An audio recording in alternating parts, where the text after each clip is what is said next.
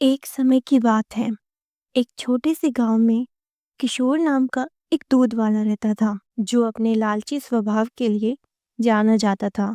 उसके पास एक गाय थी, जो पूरे गांव में सबसे स्वादिष्ट और अधिक मात्रा में दूध देती थी। हर सुबह वह दूध निकालता और गांव के लोगों तक पहुंचाता था।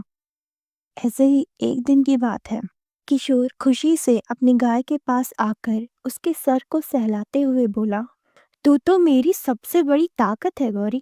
पूरे गांव को तेरे दूध का बड़ा इंतजार रहता है। किशोर जानता था कि उसकी गाय का दूध पूरे गांव में बहुत ज्यादा पसंद किया जाता है, और यही बात सोचते हुए उसके मन में लालच ने जन्म ले लिया। उसने फिर दूध को एक बड़े से बर्तन में डालते हुए उसने अपने मन में कहा, गांव वाले मेरी गाय के स्वादिष्ट दूध के लिए तरसते हैं। अगर मैं इसमें थोड़ा सा पानी मिला दूं तो ज्यादा दूध बेचकर मैं ज्यादा पैसे कमा सकता हूँ। और मैंने दूध में मिलावट की है, इस बात का किसी को पता भी नहीं चलेगा। अगले दिन से किशोर ने दूध में पानी मिलाकर गांव के लोगों को बांटना शुरू कर दिया, और उसे पूरा यकीन था कि वह बहुत चालाक है और उसके इस काम के बारे में किसी को कभी पता ही नहीं चलेगा।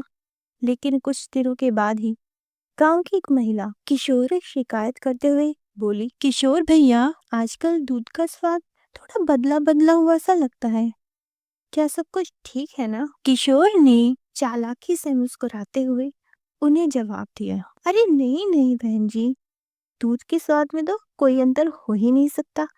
ये बस तुम्हारा वहम है। मेरी गाय का दूध तो हमेशा से ही सबसे बढ़िया होता है। दूध में कुछ गड़बड़ है, इस बात का संदेह उस महिला को तो हो रहा था, लेकिन वह कुछ कह नहीं पाती। इस बीच किशोर का लालच बढ़ता ही जाता है और वह हर दिन दूध में और अधिक पानी मिलाने लगता है, जिसकी वजह से जल्द ही किशोर के दूध में पानी मिलने की खबर पूरे गांव में फैल जाती है। कुछ हफ्तों के बाद गांव की चौपाल पर लोग आपस में चर्चा कर रहे थे। गांव के एक बुजुर्ग आदमी ने बाकी के लोगों से कहा, अरे भाई रवि, ये किशोर के दूध का स्वाद पहले जैसा नहीं रहा। लगता है कुछ तो गड़बड़ कर रहा है ये। दूसरा व्यक्ति भी हाँ में हाँ मिलाते हुए बोला, सच कह रहे हो चाचा आप, शायद वो दूध में पानी मिला रहा है, तभी तो पहले के जैसा ना तो स्वाद रहा और ना दूध पहले की तरह गाढ़ा रहता है। उन लोगों की बातों को सुनकर वहीं खड़ी गांव की एक महिला भी बोल पड़ी, हाँ मैंने भी ऐसा ही महसूस किया है, हमें चलकर उससे बात करनी चाहिए। जल्द ही किशोर के दूध में पानी मिलाने की खबर पूरे गांव में जंगल में लगी आग की तरह फैल जाती है, और गांव के नाराज लोग उसके घर शिकायत करने पहुंच जाते हैं। अगले दिन किशोर के घर के बाहर गांव वालों की भीड़ लगी हुई थी। गांव के एक बुजुर्ग गुस्से में चिल्लाते हुए बोले, किशोर, क्या ये बात सच है कि तुम दूध में पानी मिला रहे हो? हमने तुम्हारे ऊपर इतना भरोसा किया था और उसके बदले में तुमने हमें धोखा दिया। अब किशोर को पता चल चुका था कि उसके द्वारा दूध में मिलावट करने की जानकारी गांव के लोगों को हो चुकी है, और इस बात को जानकर उसने घबराते हुए कहा, नहीं नहीं नहीं, ऐसी कोई बात नहीं है, आप लोग गलत समझ रहे हैं। मैंने कुछ नहीं किया, मैंने कोई मिलावट नहीं करी। किशोर ने अपनी सफाई देने की लाख कोशिशें करी, लेकिन किसी ने उसकी बातों पर विश्वास नहीं किया, और एक आदमी आगे आते हुए बोला, झूठ मत बोलो किशोर, दूध का स्वाद अब पहले जैसा नहीं है, क्योंकि तुम दूध में मिलावट करते हो, और इसीलिए हम सब गांव वाले आज ही से तुम्हारे दूध का बहिष्कार करते हैं। और फिर सभी गांव वाले किशोर से नाराज होकर चले जाते हैं। लोगों को किशोर के धोखे की वजह से बहुत गुस्सा आ रहा था, क्योंकि उन्होंने जिस पर इतना भरोसा किया था उसी ने उनके साथ धोखा किया। किशोर की गलत काम की वजह से उसका धंधा नीचे गिरने लगता है। उसे अपनी गलती का एहसास होता है, लेकिन अब बहुत देर हो चुकी थी। उसके गांव वालों की नजर में जो इज्जत थी वह खत्म हो चुकी थी। गांव वाले अब उस पर भरोसा करने के लिए तैयार नहीं थे और उसका दूध लेने से मना करने लगे।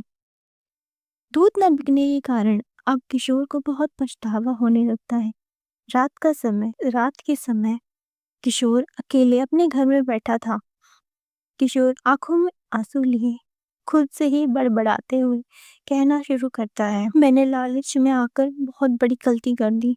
अब कोई भी मुझ पर भरोसा नहीं करता और ये सब मेरे लालच की वजह से हुआ है।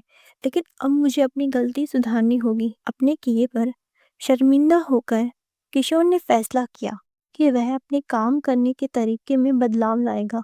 उसने कसम खा ली कि वह ईमानदार व्यापारी बनेगा और गांव वालों का भरोसा वापस जीतेगा। किशोर ने फिर से गांव वालों को शुद्ध और बिना मिलावट वाला दूध देना शुरू कर दिया। कुछ महीनों के बाद किशोर में आए सुधार और उसकी अपने काम के प्रति ईमानदारी को देख गांव वाले एक बार फिर से धीरे धीरे उससे दूध खरीदने लगे। एक महिला किशोर से बोली, किशोर, अब तो तुम्हारा दूध फिर से पहले जैसा स्वादिष्ट हो गया है। लगता है तुमने दूध में मिलावट करनी छोड़ दी है। किशोर ने विनम्र भाव से जवाब देते हुए कहा, हाँ बहन जी, मैंने अपनी गलती मान ली है। अब से मैं हमेशा ईमानदारी से काम करूंगा और कभी भी लालच में आकर बेईमानी नहीं करूंगा।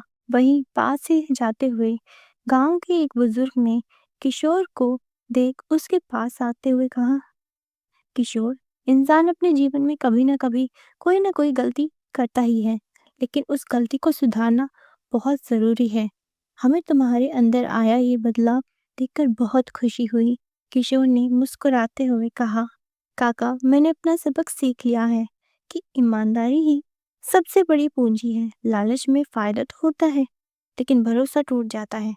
अब मैं हमेशा सच्चाई के रास्ते पर ही चलूंगा। किशोर की स्वभाव में आए बदलाव को देख धीरे धीरे गांव के लोग उसे माफ करते हुए उसकी दूध की फिर से तारीफ करने लगे और उससे फिर से दूध खरीदने लगे। किशोर ने अब ईमानदारी के महत्व और लालच के परिणाम के बारे में एक बहुत बड़ा सबक सीख लिया था। उस दिन के बाद किशोर एक ईमानदार दूध वाले के नाम से जाना जाने लगा। उसे उसकी खोई हुई इज्जत और गांव वालों का भरोसा वापस मिल गया और उसका धंधा फिर से चलने लगा। उसे समझ आ गया कि असली सफलता ईमानदार होने और ईमानदारी से दूसरों की सेवा करने में आती है। इस कहानी से हमें ये शिक्षा मिलती है कि लालच एक अस्थायी लाभ तो हमें दे सकती है, लेकिन सच्चाई और ईमानदारी से ही हमें स्थायी सफलता और सम्मान मिलता है।